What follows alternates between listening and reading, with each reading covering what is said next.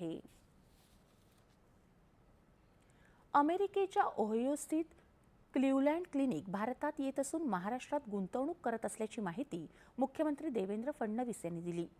250 acre क्षेत्रावर Navi Mumbai international Medicity विकसित करण्यासाठी महाराष्ट्र सरकारनं क्लिव्हलँड क्लिनिक, ब्रुकफिल्ड ॲसेट मॅनेजमेंट आणि आरोधन हेल्थ सिटी यांच्यासोबत सामंजस्य करार केला आहे।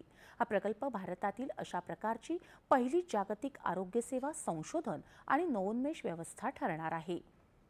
क्लिव्हलँड क्लिनिक यासाठी 120 कोटी अमेरिकन डॉलर्सची जागतिक गुंतवणूक करणार असून यामुळे 10,000 रोजगार निर्मिती होणार आहे, असं मुख्यमंत्र्यांनी सांगितलं।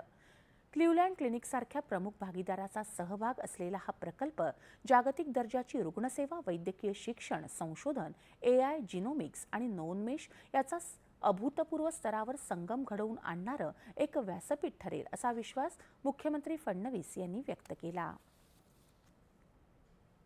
पंतप्रधान नरेंद्र मोदी यांनी केवळ